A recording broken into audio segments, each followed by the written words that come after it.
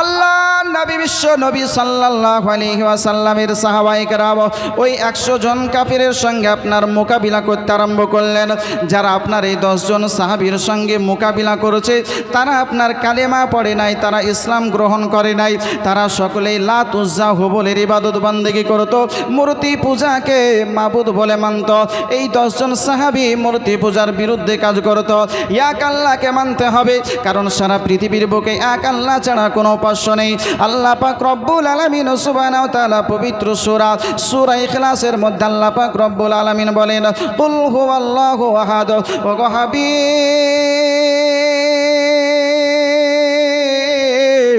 আপনি জগতের মানুষকে জানিয়ে দিন আল্লাহ হলেন একক। তাছাড়াও আল্লাহ পাক রব্বুল আলামিন বলেন, লাউ কানা ফীহি আলিহাতুন ইল্লাল্লাহু লাফাসাদাতা, এই আসমান এবং জমিনের মধ্যে এক আল্লাহ ব্যতীত দ্বিতীয় যদি কোনো মাবুদ থাকতো অবশ্যই খোদাদের মধ্যে ফাইটিং, ঝগড়া, ঝামেলা, বিবাদ লেগে থাকতো। আসমান জমিন তাবাক হয়ে যেত, বরবাদ হয়ে যেত। এই জগতের মানুষেরা দেখো গো, আসমান যেমন ছিল এখনো তেমনই আছে, এই জমিন যেমন ছিল তেমনই আছে। তার মানে আসমান জমিনের মালিক এক আল্লাহ ছাড়া দ্বিতীয় কোনো মাবুদ নেই। জোরে বলেন সুবহানাল্লাহ। আল্লাহ নবী বিশ্ব নবী সাল্লাল্লাহু আলাইহি ওয়াসাল্লামের সাহাবায়ে কেরাম ওই কাফেরদের সঙ্গে যখন আপনার মোকাবিলা করতে আরম্ভ করলেন, ওই কাফেরদের আপনার নিস্তনাবুদ করতে আরম্ভ করলেন। যাদের ওপরে তলোয়ারের ওয়ার করেন, তলোয়ারের আপনার আঘাত করেন, সঙ্গে সঙ্গে তাকে আপনার জাহান্নামে পাঠিয়ে দেন, কতল করে বাসিলে জাহান্নাম করে দেন।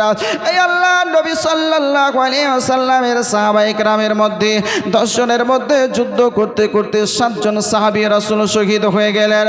মাত্র 3 জন সাহাবী আপনার থাকলেন। এই 3 জন সাহাবী যেন আপনার পাহাড়ের চূড়ায় উঠে গেলেন, পাহাড়ের উপরে উঠে গেলেন। এই 3 জন সাহাবী পাহাড়ের উপর থেকে পাথরের আঘাত করতেছেন। এই কাফের মুশরিক তারা দেখলো আমরা নিচে যদি থাকি আমরা তাদের সঙ্গে মোকাবিলা করতে পারবো না, আমাদেরকে কৌশল অবলম্বন করতে হবে। যদি আমরা কৌশল অবলম্বন করতে পারি তাহলে তাদেরকে নিজের কাছে পাবো, যখন আমাদের কাছে পাবো তখন তাদেরকে গ্রেফতার করে নিব। আল্লাহ নবী সাল্লাল্লাহু আলাইহি ওয়াসাল্লামের সাহাবী তেনারা আপনার যেন পাহাড়ের চূড়া থেকে আপনার যুদ্ধ করতেছেন, নিজের জান বাঁচানোর তাগিদে পাহাড়ের চূড়ায় চড়ে গিয়েছেন। এরা আপনার নিচে থেকে তাদের মোকাবিলা করা সম্ভব হয় না। এরা নিচে থেকে বলতেছে, গো নবীর সাহাবীগণ, ও গো খুবাইব, শোনো শোনো, আজকে তোমাদেরকে বলতেছে আমরা তোমাদের সঙ্গে আর যুদ্ধ করব না, আর তোমাদের সঙ্গে কোনো জিহাদ হবে না, আর তোমাদেরকে হত্যা করব না। আমরা কথা দিলাম তোমাদের জানের হেফাজত আমরাই করব। আজকে তোমাদেরকে কাউকে মারতে দেব না, আঘাত করতে দেব না, তোমাদের জানের হেফাজত আমরা করব। আজকে তোমাদের নেমে এসো, জমিনের বুকে নেমে এসো। আজকে তোমাদের সঙ্গে আর কোনো জিহাদ হবে না, মোকাবিলা হবে না। আল্লাহ নবী সাল্লাল্লাহু আলাইহি ওয়াসাল্লামের সাহাবীদের মধ্যে আপনার কথোপকথন আরম্ভ হয়ে গেল। একজন সাহাবী বলতেছে, যখন অঙ্গীকার করতেছে চলো নিচে চলে যাই, আর একজন সাহাবী বলতেছে, শোনা গো, এই কাফেরদের কথার কোনো এতেবার নাই, বিশ্বাস করতে নাই, কারণ কাফেরেরা আজকে বিশ্বাসঘাতকতা করতে পারে। এ মুসলমান জানেরা, আজকে কারবালার প্রান্তরে যখন ইমাম আলী মাকাম ইমাম হুসাইন রাদিয়াল্লাহু তাআলা আনহু ওই কারবালার প্রান্তরে আসেন নাই, মদিনার বুকে আপনার অবস্থান করতেছেন। ওই কুফা দেশের মানুষ 1-2 করতে করতে 150 খানা চিঠি আপনার দিয়েছিল, ও গো হুসাইন, আজকে তুমি এসে ইসলামের দাওয়াত দাও, তোমাকে সরদার হিসাবে মেনে নেব, আজকে তোমাকে নেতা হিসাবে মানব, আমিরুল মুমিনিন হিসাবে মেনে নেব। ইমাম আলী মাকাম ইমাম হুসাইন রাদিয়াল্লাহু তাআলা আনহু যখন কুফায় আপনার উপনীত হলেন, ইমাম হুসাইন শহীদ হয়ে গেল। ইমাম হুসাইনের বড় ছেলে আলী আকবর আপনার শহীদ হয়ে গেল, আলী আসগার শহীদ হয়ে গেল, আব্বাসকে শহীদ করা হলো, মোহাম্মদকে আপনার শহীদ করা হলো। 1-2 করতে করতে আপনার প্রায় 72 জন জানেসারের মধ্যে অনেককে আপনার শহীদ করে দেওয়া হলো। ইমাম আলী মাকাম রাদিয়াল্লাহু তাআলা আনহুর সঙ্গে বিশ্বাসঘাতকতা করেছিল। আজকে কাফেরদের কথার কোনো এতেবার নাই, বিশ্বাস করা যাবে না। কিন্তু নবীর সাহাবীদের মধ্যে যখন বললেন কেউ চলো গো চলো, আজকে হতে পারে এটা যে আজকে আমাদের সঙ্গে আর যুদ্ধ হবে না, আমাদের সঙ্গে আর যুদ্ধ করবে না, আমাদের উপর আক্রমণ করবে না। ওই 3 জন সাহাবী ওই পাহাড়ের ওপর থেকে যখন আপনার পাদদেশে আসলেন, পাহাড়ের নিচে যখন চলে আসলেন, পাহাড়ের নিচে যেমনই আপনার এসেছেন, সঙ্গে সঙ্গে তাদেরকে যেন আপনার গ্রেফতার করা হলো। আপনারা হাতে হাত করে আপনার পড়াতে আরম্ভ করলো, পায়ের বেড়ি আপনার পড়াতে আরম্ভ করলো। আপনার হযরতে খুবাইব রাদিয়াল্লাহু তাআলার হাতে আপনার বেড়ি পরানো হয়ে গেছে। আপনার মিকদাদ বিন আসওয়াদের আপনার হাতে বেড়ি পরানো হয়ে গেছে। আর একজন সাহাবী তিনি আপনার দেখতেছেন, এটা তো আমাদের সঙ্গে কথা ছিল না, আমাদের সঙ্গে আজকে এইরকম ব্যবহার করবে তোমরা বলেছিলে না, তোমরা বলেছিলে তোমাদের জানের হেফাজত আমরাই করব, আজকে তোমাদের সঙ্গে যুদ্ধ হবে না, যুদ্ধ করব না, কিন্তু আজকে এইরকম ভাবে অন্যায় ভাবে কেন আজকে আমাদের হাতে বেড়ি পরানো হচ্ছে? তিনি আপনার বলতেছেন এইভাবে গোলাম না হয়ে আজকে যুদ্ধ করতে করতে শহীদ হয়ে যাব, প্রাণ দিয়ে দেব, তবুও স্বীকার, কিন্তু কখনোই তোমাদের কাছে মস্তক নত করতে রাজি নাই। বলেন সুবহানাল্লাহ। আল্লাহ নবী বিশ্ব নবী সাল্লাল্লাহু আলাইহি ওয়াসাল্লামের সাহাবী তিনি আপনার কি করলেন, তাদের সঙ্গে যুদ্ধ করতে করতে তিনি এক পর্যায়ে শহীদ হয়ে গেলেন। মাত্র 2 জন ব্যক্তি আপনার থাকলো 10 জনের মধ্যে, 8 জন ব্যক্তি শহীদ হয়ে গেছেন, ইসলামের খাতিরে জান দিয়ে দিয়েছেন, ইসলামের খাতিরে জীবন উৎসর্গ করে দিয়েছেন। মাত্র 2 জন সাহাবী আপনার বেঁচে আছেন, কিন্তু তবুও তিনারা আসামি হয়ে আছেন, তিনাদের হাতে আপনার বেড়ি পরানো রয়েছে, পায়ে বেড়ি পরানো রয়েছে। আজকে তিনাদেরকে আপনার টানতে টানতে মক্কার বাজারে নিয়ে যাওয়া হচ্ছে। মক্কার বাজারে যাওয়ার পরে বর্তমান সময়ে যেমন আপনার গরু ছাগলকে বিক্রয় করা হয়, এই রকম ভাবে আজকে সেই সময় মানুষদেরকে আপনার বিক্রয় করা হতো। এ খুবাইব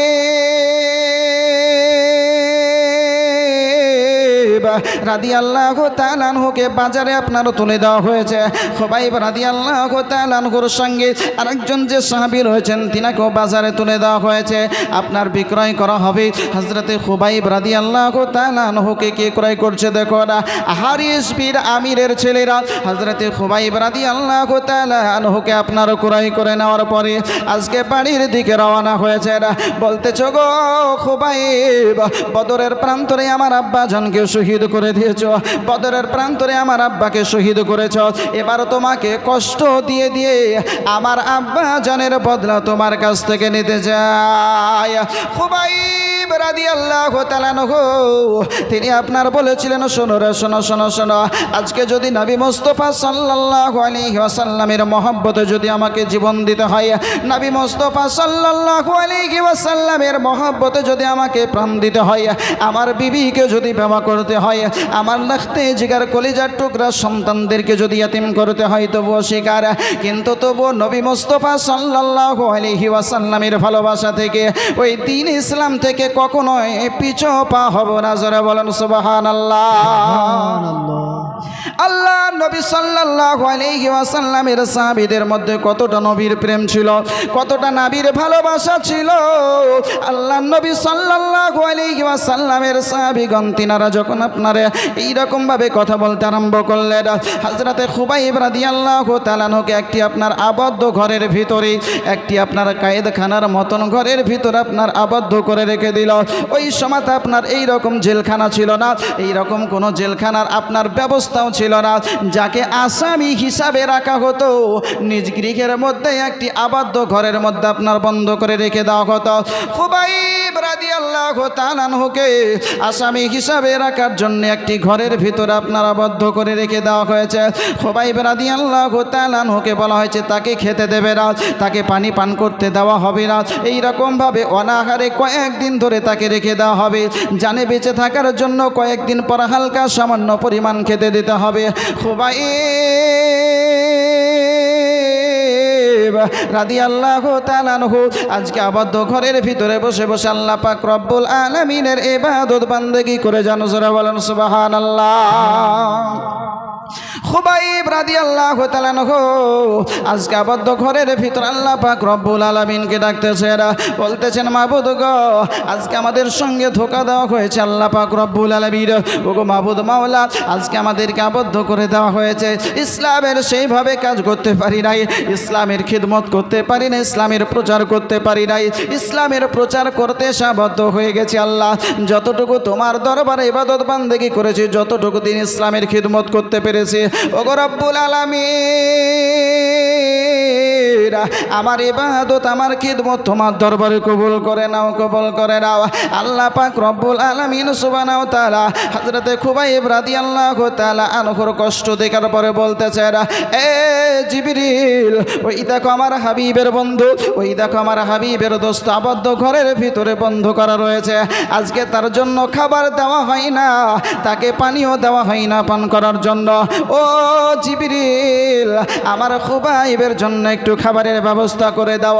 ওই দেখো জান্নাতে যে আঙ্গুর রয়েছে, জান্নাতের খাবার রয়েছে, ওই জান্নাত থেকে জান্নাতি খাবার আঙ্গুর নিয়ে যাওয়ার পরে ওই খুবাইবের খাবারের ব্যবস্থা করে দাও। জোরে বলেন সুবহানাল্লাহ। খুবাইব রাদিয়াল্লাহু তাআলা আবদ্ধ ঘরের ভিতরে আপনার বসে রয়েছে, জান্নাতি খাবার তিনার সম্মুখে, অসময়ের ফল তিনার সম্মুখে। সেই সময় আপনার কোন আঙ্গুরের সময় ছিল না, অসময় আঙ্গুর আপনার তিনার মুখের সম্মুখে। আপনার বলা হয়েছে দুনিয়ার আঙ্গুরের মতন দানা নয়, দুনিয়ার আঙ্গুরের চাইতে আপনার কয়েক গুণ বড় বড় আপনার দানা।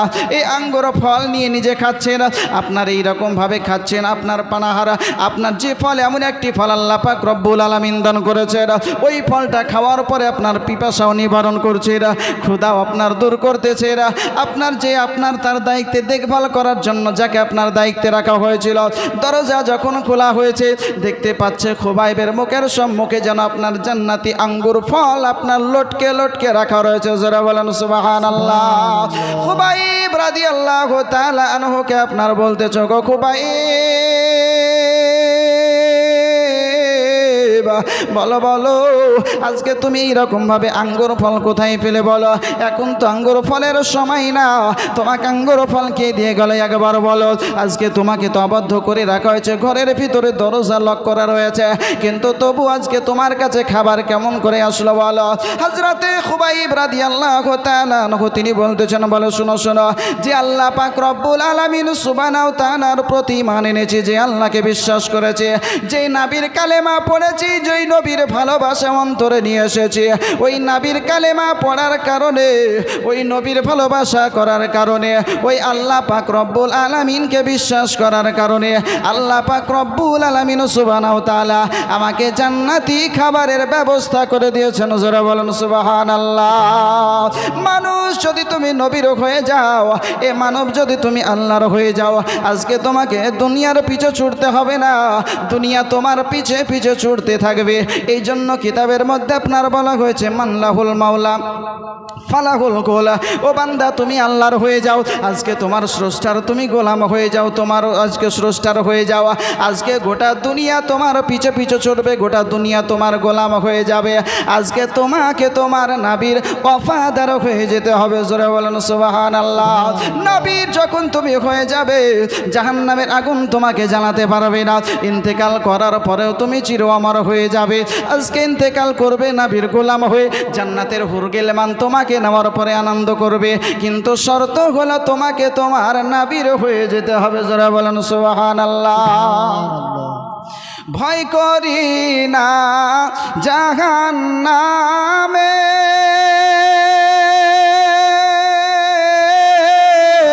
আগুন ডরায় আমার নবীর নামে রে।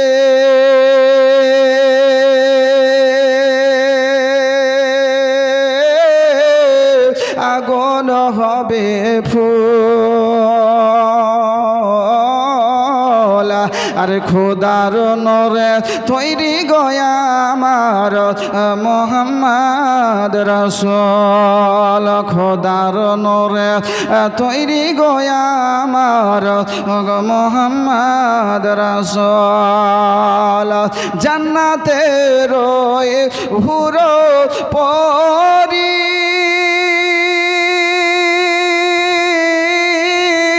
নিবে আমায় ওগো বরণ করি রে।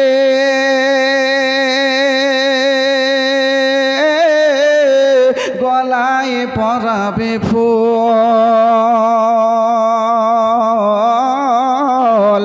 আর খোদার নূরে তৈরি গয়া আমার মুহাম্মদ রাসূল। খোদার নূরে তৈরি আমার মোহাম্মদ রাসূল নবী আমার পাকা কান্ডারি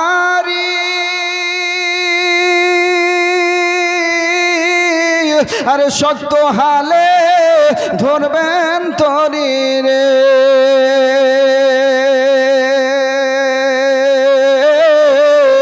তাই তো বসে আরাম করি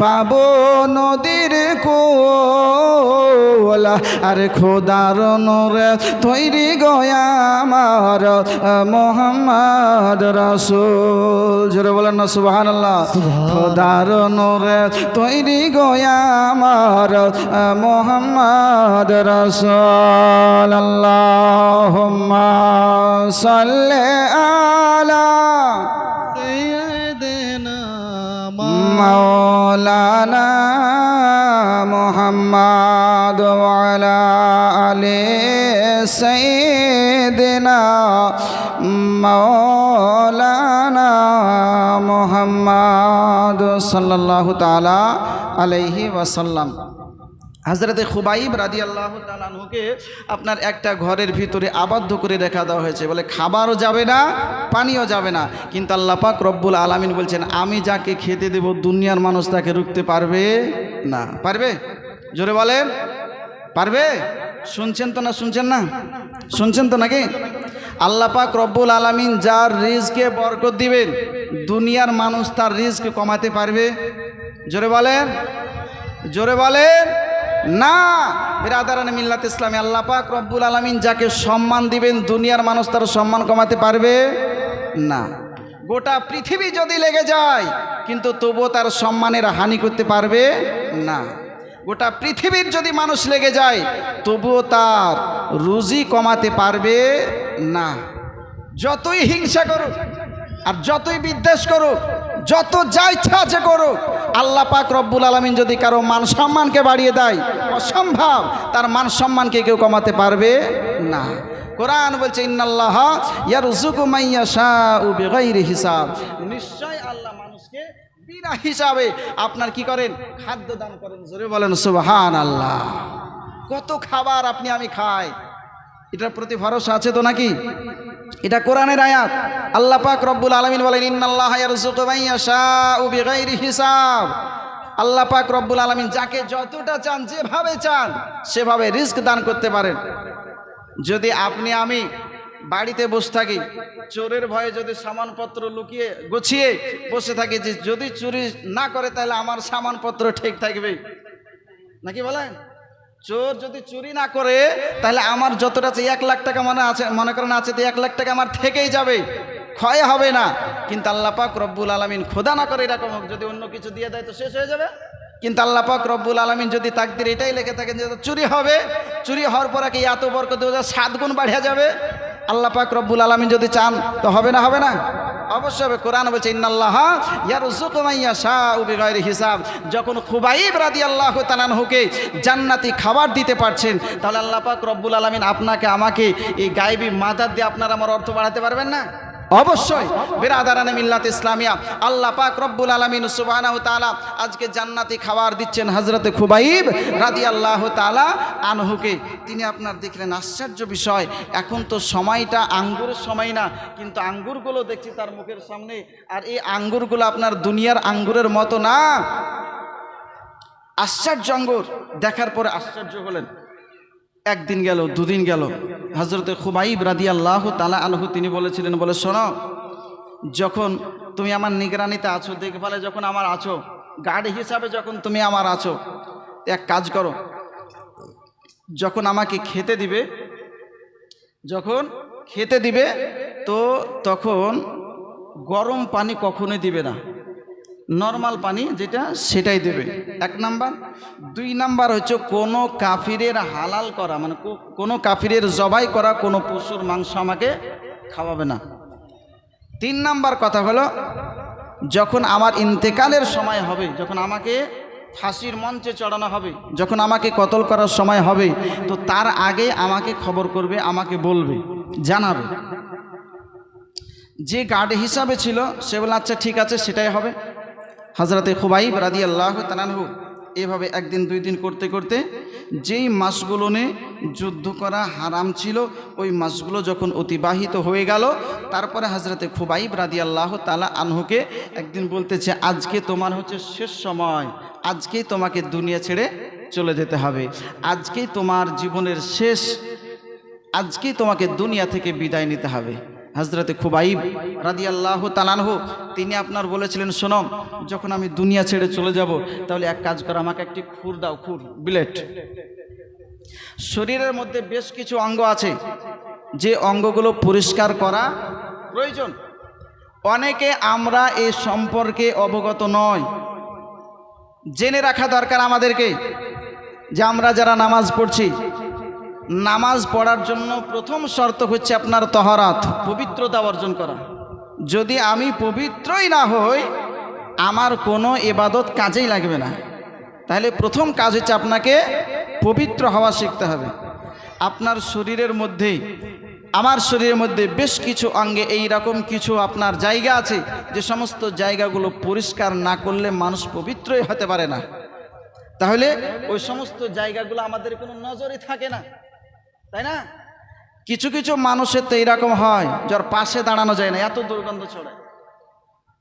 খারাপ দিক বলতে আমি চাইছি না, আমি বলতে এটাই চাইছি যে আপনি একজন মানুষ, আশরাফুল মাখলুকাত, উত্তম সৃষ্টি, আপনার কেন এরকম আচরণ হয়?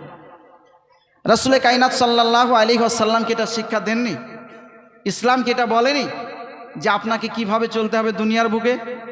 ইসলাম কি এটা শিক্ষা দেয়নি? ইসলাম তো পূর্ণাঙ্গ একটি ধর্ম। কোরআন বলেছে, আল ইয়াউমা আকমালতু লাকুম দীনাকুম ওয়া আতমামতু আলাইকুম নি'মাতি ওয়া রাদিতু লাকুমুল ইসলামা দীনা, যে আজকে আমি দিন ইসলামকে সম্পূর্ণ করে দিলাম। তো যেই ইসলাম, যেই ধর্ম আমাদের স্বয়ং সম্পূর্ণ ধর্ম, সম্পূর্ণ ধর্মের ধার্মিক হওয়ার পরে, ওই ধর্মের মানুষ হওয়ার পরে আমার কেন আচরণটা এরকম হবে? আমি কেন পবিত্র হতে জানবো না? অবশ্যই আমাকে জানতে হবে। হযরতে খুবাইব রাদিয়াল্লাহু তাআলা আনহু হাতে খুর নিয়েছেন।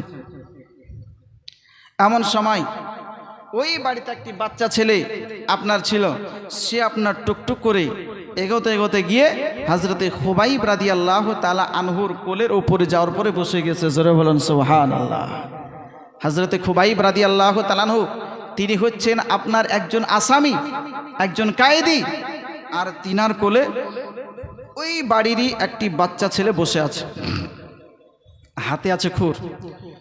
ওই বাচ্চার মা কিন্তু ভয় পাচ্ছে যে এবার হয়তো আমার ছেলেটাকে হত্যা করে দেবে, আমার ছেলেটাকে হয়তো শেষ করে দেবে। কারণ সে তো আসামি, ও জেনে গেছে যে আজকে তার মৃত্যু অনিবার্য, আজকে তার মৃত্যু হবে। যেটাই করুক না কেন, যদি আমার ছেলেটাকে মেরে দেয় তাও মৃত্যু হবে, যদি না মারে তাও মৃত্যু হচ্ছে, তো হয়তো ওই আগে আমার বাচ্চাটাকে মেরে দিবে, টেনশন করছে, চিন্তা করছে। এমন সময় আমার রাসূল কায়নাত সাল্লাল্লাহু আলাইহি সাল্লামের সাহাবী, নাবী তো নাবী, সাহাবী পর্যন্ত আপনার চেহারা দেখার পরে গায়েবের খবর বলেই দিতে পারেন। জোরে বলেন সুবহানাল্লাহ। হযরতে খুবাইব রাদিয়াল্লাহু তাআলা আনহু বলতেছেন, বলে, মা তুমি টেনশন করতেছো তোমার বাচ্চাকে নিয়ে, ইসলাম এটা শিক্ষা দেয় না যে আজকে অন্যায়ভাবে কোনো সন্তানকে হত্যা করব, কতল করব, ইসলাম এটা কখনোই বলে না। জোরে বলেন সুবহানাল্লাহ। মেয়েটি বলতেছে, বলে, জীবনের বুকে অনেক কায়েদি দেখেছি, কিন্তু এই রকম এত আদর্শবান, এত চরিত্রবান আসামি জিন্দেগিতে কোনোদিন দেখি নাই। জোরে বলেন সুবহানাল্লাহ। ওই মেয়েটা শেষ পর্যন্ত কালিমা পড়তে বাধ্য হয়েছিল, কালিমা পড়ে মুসলমান হয়েছিল। ইসলাম তালোয়ারের বলে, তালোয়ারের ভয়ে ইসলাম প্রচার হয় নাই, ইসলাম প্রচার হয়েছে আদর্শ দিয়ে, আখলাক দিয়ে, চরিত্র দিয়ে। জোরে বলেন সুবহানাল্লাহ। হযরতে খুবাইব রাদিয়াল্লাহু তাআলা আনহু আপনার কি করলেন, তিনি আপনার পবিত্র হওয়ার পরে তিনি একদম প্রস্তুত। তো তিনাকে বলতেছে, বলে, চলো এখন তোমাকে ফাঁসির মঞ্চে নিয়ে যাওয়া হবে। ফাঁসির মঞ্চ তৈরি করা হতো, কিতাবের মধ্যে আপনার বলা হয়েছে, এখন তো আপনার গলায় ফাঁস লটকে দেওয়া হয়, তাই না? যাদেরকে ফাঁসি দেওয়া হয় গলায় আপনার ফাঁসি লটকে দেওয়া হয়, ফাঁস লটকে তাকে আপনার ঝুলিয়ে দেওয়া হয়। সেই সময় কিন্তু এরকম হতো না, নিচে থেকে আপনার তীর এইরকম করে বড় করে রাখা হতো, আর উপর থেকে তাকে লটকে আচানকা ছেড়ে দেওয়া হতো। আচানক ছাড়ার পরে একদম এত জোরে বসতো তীরের উপরে, সঙ্গে সঙ্গে আপনার এইরকম পেছন দিয়ে কলিজার ফেড়ে, মগজ ফেড়ে, মাথা দিয়ে তীর বেরিয়ে যেত। এমন আপনার পশুর মতন আচরণ করত। মুসলমানদের সঙ্গে আজকে এই রকম শাস্তি দেওয়ার জন্য, সাজা দেওয়ার জন্য ফাঁসির মঞ্চ তৈরি করা হয়েছে। আর বলা হয়েছে গোটা মক্কা নগরে জানিয়ে দাও যে আজকে খোবাইবকে ফাঁসির মঞ্চে চড়ানো হবে, ফাঁসির মঞ্চে তাকে চড়িয়ে ফাঁসি দেওয়া হবে। আজকে গোটা মক্কার মানুষ দেখে নিবে যে খোবাইব কালেমা পড়েছিল, মুসলমান হয়েছিল, আজকে তার কারণে এইরকম ভাবে কষ্ট দিয়ে তাকে দুনিয়া হতে বিদায় করা হচ্ছে। আগামীতে যাতে করে কোনো মানুষ কালেমা পড়ার কথা মুখে আনতে না পারে। কিন্তু হযরতে খুবাইব রাদিয়াল্লাহু তাআলা আনহু তিনি আপনার কত মজবুত ঈমানের মানুষ ছিলেন, রাসূল করিম সাল্লাল্লাহু আলাইহি ওয়াসাল্লামের কত বড় প্রেমিক ছিলেন। এত কিছু দেখার পরও ইসলাম থেকে এক পাও পিছে হটে আসেন নাই। জোরে বলেন সুবহানাল্লাহ। হযরতে খুবাইব রাদিয়াল্লাহু তাআলা আনহুকে এক পা দুপা করে যখন আপনারা ফাঁসির মঞ্চের দিকে আপনার নিয়ে আসা হলো, হযরতে খুবাইব রাদিয়াল্লাহু তাআলা আনহুকে বলতেছে, খুবাইব শোনো শোনো, আজকে তোমার শেষ সময়, আজকে তোমার ইন্তেকাল হয়ে যাবে, তুমি শাহাদাত বরণ করবে, দুনিয়া হতে তোমাকে চলে যেতে হবে। ওগো খুবাইব, আজকে তোমার ইন্তেকালের আগে তোমার কিছু মনের বাসনা যদি থাকে বলো, আজকে তোমার মনের বাসনাটাকে পূর্ণ করে দেওয়া হবে। হযরতে খুবাইব রাদিয়াল্লাহু তাআলা তিনি আপনার বলেছিলেন, শোনো শোনো, আজকে তুমি আমার মনের কি বাসনা পূর্ণ করতে দিবে বলো। বলতেছে বলে খুবাইব শোনো শোনো, আজকে তোমার জীবনের শেষ সময়, আজকে যদি তোমার মাকে দেখতে চাও তোমার মাকে দেখতে দেওয়া হবে, তোমার পিতাকে যদি দেখতে চাও তোমার পিতাকে দেখতে দেওয়া হবে, তোমার বিবি সাহেবাকে যদি দেখতে চাও তোমার বিবিকে দেখতে দেওয়া হবে, তোমার লাখতে জিগার কলিজার টুকরা সন্তানকে যদি দেখতে চাও তোমাকে সন্তান দেখতে দেওয়া হবে। আজকে যা দেখতে চাইবে, যা খেতে চাইবে তোমাকে খেতে দেওয়া হবে, দেখতে দেওয়া হবে। খুবাইব রাদিয়াল্লাহু তাআলা আনহু বলেছিলেন, শোনো গো, যখন তোমরা আমাকে একটু সময় দিলে, শোনো শোনো, আমাকে একটু পানি দাও, আমি একটু ওযু করে নিতে চাই, আমাকে যখন একটু সময় দিয়েছ, আজকে আমি 2 রাকাত নামাজ পড়তে চাই। যখন আমি 2 রাকাত নামাজ পড়ব, আমার নবী মুস্তাফা সাল্লাল্লাহু আলাইহি ওয়াসাল্লামের উম্মতের মধ্যে ছোট্ট একটা মডেল হয়ে যাবে। জোরে বলেন সুবহানাল্লাহ। মৃত্যুর শয্যায় যাওয়ার পরেও তোমার জন্য নামাজ মাপ হবে না। ওরে বান্দা, আল্লাহ পাক রব্বুল আলামিন তোমাকে তৈরি করেছে, আল্লাহ পাক রব্বুল আলামিনের ইবাদত বান্দেগি করার জন্য। আল্লাহ পাক রব্বুল আলামিন বলেন, মা খালাকতুল জিন্না ওয়াল ইনসা ইল্লা লিয়াবুদুন, আমি জিন এবং মানব সম্প্রদায়কে তৈরি করেছি আমি আল্লাহ আমার ইবাদত করার জন্য। জোরে বলেন সুবহানাল্লাহ। আল্লাহর ইবাদত করার জন্য বান্দা তোমাকে তৈরি করা হয়েছে। আজকে ছোট্ট একটা মডেল হয়ে যাবে। আজকে যখন তুমি সময় পাবে, আল্লাহ পাক রব্বুল আলামিন সুবহানাহু ওয়া তাআলার দরবারে একটু মাথাটা ঝুঁকিয়ে দেবে, সাজদা করবে, আল্লাহ পাক রব্বুল আলামিনকে ডাকবে। আজকে খুবাইব রাদিয়াল্লাহু তাআলা আনহু তিনি আপনার ওযু করে নামাজের জন্য দাঁড়াচ্ছেন, মনে মনে বলতেছেন, মাবুদ গো, এটা আমার জীবনের শেষ নামাজ গো মাবুদ, জীবনে আর কোনোদিন নামাজ পড়তে পারবো না। মন চাইছে লম্বা কেরাত করে একটু তোমার দরবারে ইবাদত করব, মন চাইছে লম্বা রুকু করে তোমার দরবারে ইবাদত করব, মন চাইছে লম্বা সাজদা করব গো মাবুদ। কিন্তু আজকে যদি লম্বা কেরাত করি তারা ভাববে জীবনের ভয়ে খুবাইব লম্বা কেরাত করতে আরম্ভ করেছে। আমি যদি লম্বা রুকু করি আজকে তারা বলবে খুবাইব আজকে প্রাণের ভয়ে লম্বা রুকু করতে আরম্ভ করেছে।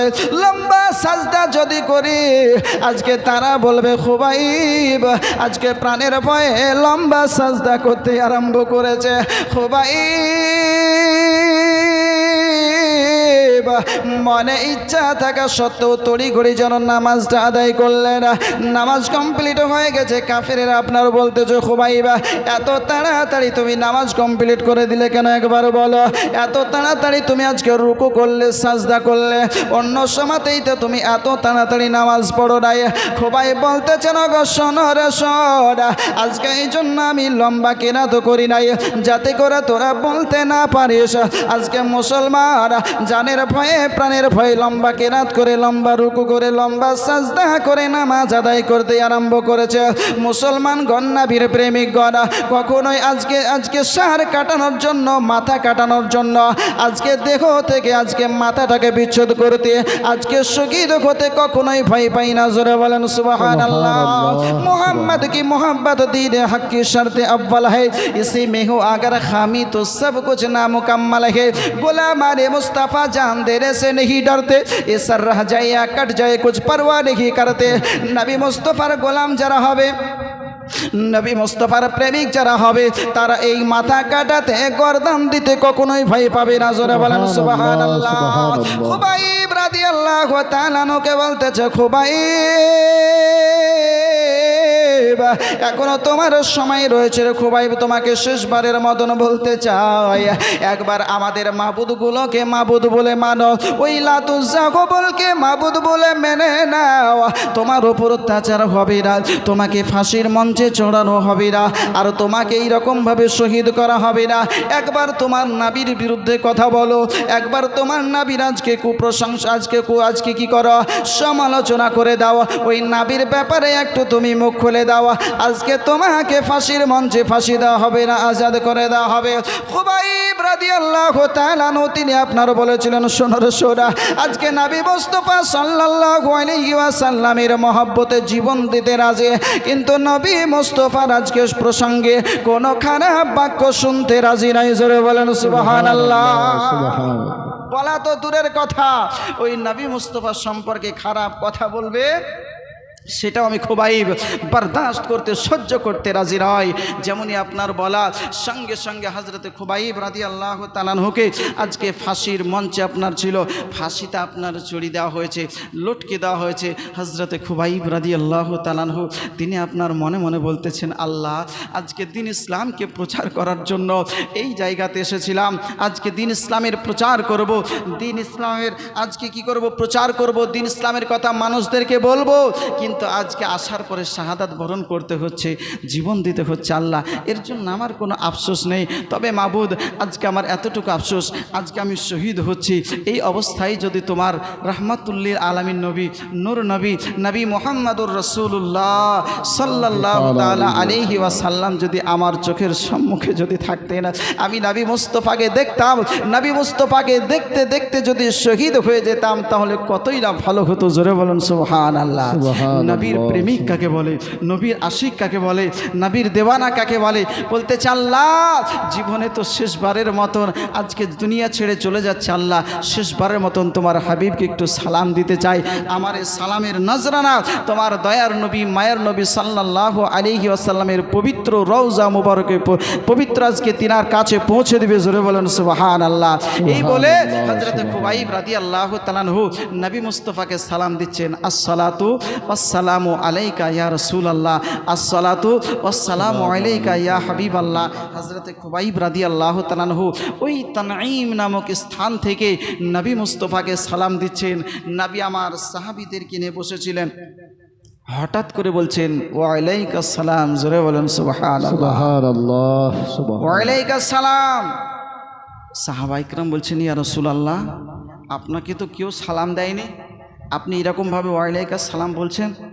নবী আমার বলছেন, ওগো আমার সাহাবীগণ শোনো, আমি 10 জন সাহাবীকে পাঠিয়েছিলাম হযরতে আসিম বিন সাবিত রাদিয়াল্লাহু তাআলা আনহুর নেতৃত্বে। 1-2 করতে করতে 9 জন সাহাবী আমার শহীদ হয়ে গেছেন। হযরতে খুবাইব ফাঁসির মঞ্চে লটকানো অবস্থায় রয়েছে, ওই অবস্থায় আমাকে সালাম দিয়েছে, ওই খুবাইবের সালামের উত্তর দিয়েছি। জোরে বলুন সুবহানাল্লাহ। নবী কার নাম, যে নবী আমার মদিনায় অবস্থান করছেন আর তানঈম নামক স্থানে সালাম দিয়েছেন, সেই সালাম নবী আমার শুনে তার উত্তর দিচ্ছেন। জোরে বলুন সুবহানাল্লাহ। নবী মুস্তাফা সাল্লাল্লাহু আলাইহি ওয়াসাল্লামের আজকে যা পাওয়ার, তিনি যা শুনেন তা আমরা শুনতে পাই না, আর তিনি যা দেখেন তা আমরা দেখতে পাই না। নবী বলেছেন, ইন্নী আরা মা লা তারাউন ওয়া আসমাউ মা লা তাসমাউন, আমি যা দেখি তা তোমরা কেউ দেখতে পাও না, আর আমি যা শ্রবণ করি, আমি যা শুনি তা তোমরা কেউ শুনতে পাও না। জোরে বলেন সুবহানাল্লাহ। খোদারই খাসনরে ওগো তৈরি যিনি গায়েবের বাণী যার মুখে শুনি খোদারই খাসনরে ওগো তৈরি যিনি গায়েবের বাণী যার মুখে শুনি दूसरा कोना माबूद নাই दूसरा कोना माबूद নাই या अल्लाह या मुस्तफा मुर्तज़ा नबी सल्ले अला या मुस्तफा मुर्तज़ा नबी सल्ले अला কেউ বলে নবীজি ওগো নূরের পুতুল কেউ বলে নবীজি গোলাপ ফুল কেউ বলে নবীজি ওগো নূরের পুতুল কেউ বলে নবীজি গোলাপ ফুল নয় সে গোলাপ নয় সে পুতুল নয় সে গোলাপ নয় সে পুতুল নূরুল্লাহ ইয়া মুস্তাফা মুরতাজা নবী সাল্লাল্লাহু আলা ইয়া মুস্তাফা মুরতাজা নবী সাল্লাল্লাহু আলা হযরতে খুবাইব রাদিয়াল্লাহু তাআলা আনহু তিনি আপনার ফাঁসির মঞ্চে আল্লাহ নবী সাল্লাল্লাহু আলাইহি ওয়াসাল্লামকে যেমনই আপনার সালাম দিয়েছেন কাফির মুশরিক ওই হারিস বিন আমিরের ছেলেরা আপনার বলতেছে বলে হে খুবাইব আজকে নবী মুস্তাফা সাল্লাল্লাহু আলাইহি ওয়াসাল্লামকে বলেছিলাম ওই নবী মুস্তাফা সম্পর্কে একটু তোমাকে আজকে কি করতে হবে একটু তোমাকে সমালোচনা করতে হবে খারাপ কিছু কথা বলতে হবে আজকে খারাপ কিছু কথা না বলে ওই নবী মুস্তাফা সাল্লাল্লাহু আলাইহি ওয়াসাল্লামকে সালাম দিচ্ছ ওই নবী মুস্তাফার কালেমা পড়ার কারণে আজকে তোমাকে ফাঁসির মঞ্চে লটকাতে হয়েছে আজকে তোমাকে ফাঁসির মঞ্চে আসতে হয়েছে আজকে জীবন দিতেও তোমাকে হচ্ছে ও খুবাইব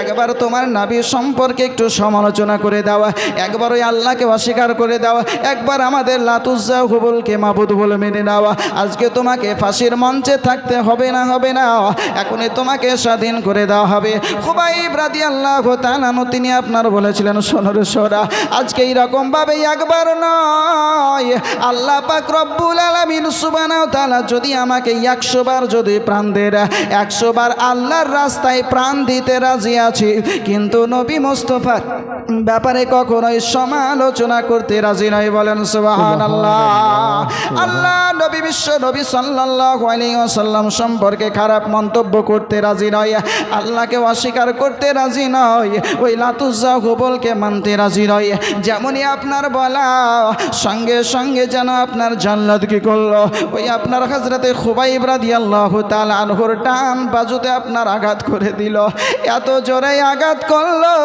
হযরতে খুবাইব রাদিয়াল্লাহু তাআলা আনহুর ডান বাজুটা কেটে যেন জমিনের বুকে পড়ে গেল অপরাধ কিছু করে নাই কোনো মানুষকে গালি দেয় নাই কোনো মানুষের অন্যায় করে নাই কোনো মানুষের জমি জায়গা দখল করে নাই খুবাইব রাদিয়াল্লাহু তাআলা শুধুমাত্র এক আল্লাহকে বিশ্বাস করেছে এত জোরে আঘাত করেছে খুবাইবের হাতখানা কেটে যেন জমিনের বুকে পড়ে কাটা মুরুক যেন আপনার জমিনের বুকে ছেড়ে দিলে আপনার তড়পে বেড়ায় কাটা হাতখানা জমিনের বুকে যেন আপনার তড়পে বেড়াচ্ছে খুবাইবকে বলতেছে খুবাইব তোমার চোখের সম্মুখে তোমার দেহ থেকে হাতখানাকে কেটে দেওয়া হয়েছে তোমার হাতখানা কাটা মোরগের মতন চটপট করে লাফিয়ে বেড়াচ্ছে দেখো দেখো ও খুবাইব একবার তুমি লাতুজ্জা হুবলকে মেনে দাও একবার আমাদের মাবুদকে মাবুদ বলে মানো অবশ্যই তোমাকে এখনো ফাঁসির মঞ্চ থেকে নামিয়ে দেওয়া হবে এখনো তোমার একখানা হাত রয়েছে দুটো পা রয়েছে তোমার দেহ রয়েছে তুমি এখনো করে কোনো মেকাতে পারবে খুবাইব তুমি ফাঁসির মঞ্চ থেকে নেমে যাবে খুবাইব রাদিয়াল্লাহু তাআলা আনহু তিনি আপনার একই রকমই উত্তর দিয়েছেন, আগেও যেমন উত্তর দিয়েছিলেন পরেও তেমনই আপনার উত্তর দিয়েছেন।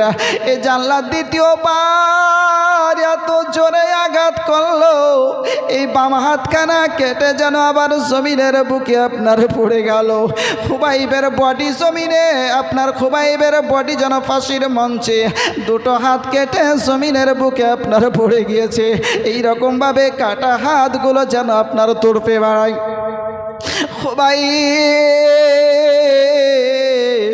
আজকে ফাঁসির মঞ্চে আপনার লটকার অবস্থায় রয়েছে। বলতেছে খুবাইব এখনো তুমি আল্লাহকে ছেড়ে দাও, আমাদের মাবুদগুলোকে মাবুদ বলে মানো। খুবাইব কি আপনার উত্তর দিয়েছিলেন, ডান পায়ের ওপরে এত জোরে আঘাত করলো, ডান পাটা কেটে যেন আপনার জমিনের বুকে পড়ে গেল। বাম পায়ে আপনার এইরকমভাবে আঘাত করলো, বাম পাটাও কেটে জমিনের বুকে পড়ে গেল। শুধুমাত্র বডিটুকু আপনার লাট্টুর মতন ঘুরতেছে। খুবাইব রাদিয়াল্লাহু তাআলা আনহু ফাঁসির মঞ্চে আজকে এইরকম চার হাত পা কাটা অবস্থায়, গোটা দেহ রক্তাক্ত অবস্থায়। খুবাইব রাদিয়াল্লাহু তাআলা আনহু কিছু অপরাধ করে নাই, কাউকে গালি দেয় নাই, কাউকে অন্যায় কথা বলে নাই।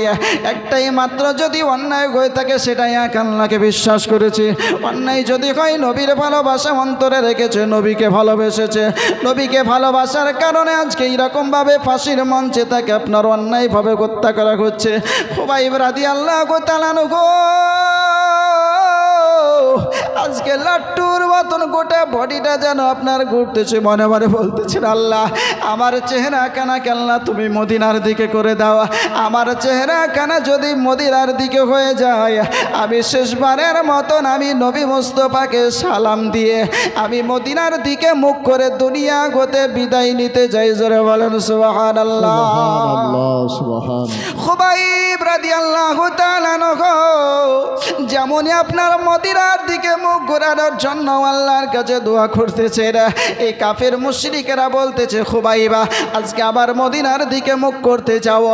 ওই খুবাইবের মুখের ওপরে এত জোরে পাথরের আঘাত করলো, আজকে মুখের যে আপনার সম্মুখে দাঁতগুলি ছিল এই দাঁতগুলি যেন আপনার ভেঙে গেল, গোটা মুখ দিয়ে যেন আপনার দরদর করে রক্ত ছড়তে আরম্ভ করলো। খুবাইব রাদিয়াল্লাহু তাআলা আনহু বলতেছেন মাবুদ আজকে শেষবারের মতন তোমার হাবিব সাল্লাল্লাহু আলাইহি ওয়াসাল্লামকে সালাম জানাই। আল্লাহ আমার সালাম কানা তোমার দয়ার নবী মায়ার নবী সাল্লাল্লাহু আলাইহি ওয়াসাল্লামের পবিত্র আজকে বারগাহে পৌঁছে দাও। আল্লাহ নবী সাল্লাল্লাহু আলাইহি ওয়াসাল্লামের বারগাহে আমার সালাম কানা পৌঁছে দাও। খুবাইব রাদিয়াল্লাহু তাআলা আনহু আজকে কাফেরদেরকে ডাক দেওয়ার পরে বলেছিলেন নাকি মক্কার কাফেরেরা শোনো শোনা আজকে আমার মক্কানাকে মদিনার দিক থেকে ফিরিয়ে দিতে পারিস, কিন্তু আল্লাহ পাক রব্বুল আলামিন আমার বুকের ভিতরে আমার অন্তরখানা যে দিয়েছেন এই অন্তরখানাকে মদিনা থেকে ঘোরাতে পারিস না। জোরে বলেন সুবহানাল্লাহ। খুবাইব রাদিয়াল্লাহু তাআলা আনহু আজকে ফাঁসির মঞ্চে লাট্টুর মতন করতেছে। খুবাইবকে বলতেছে খুবাইব এখনো বলতেছে এক আল্লাহকে মারা ছেড়ে দাও, এক আল্লাহকে মানতে হবে না, লাতুজ্জা কবলকে মাবুদ বলে একবার স্বীকার করে দাও, ওই নবী সম্পর্কে একবার সমালোচনা করো, একবার একটু খারাপ কথা বলো। এখনো খুবাইব তোমাকে ফাঁসির মঞ্চ থেকে নামিয়ে দেওয়া হবে। খুবাইব একটাই কথা বলেছিলেন এই প্রাণ যদি একবার নয় শতবার আল্লাহ পাক রব্বুল আলামিন আমাকে দেন, এই শতবার প্রাণ আল্লাহর রাগে কুরবান করতে রাজি আছে। জোরে বলেন সুবহানাল্লাহ।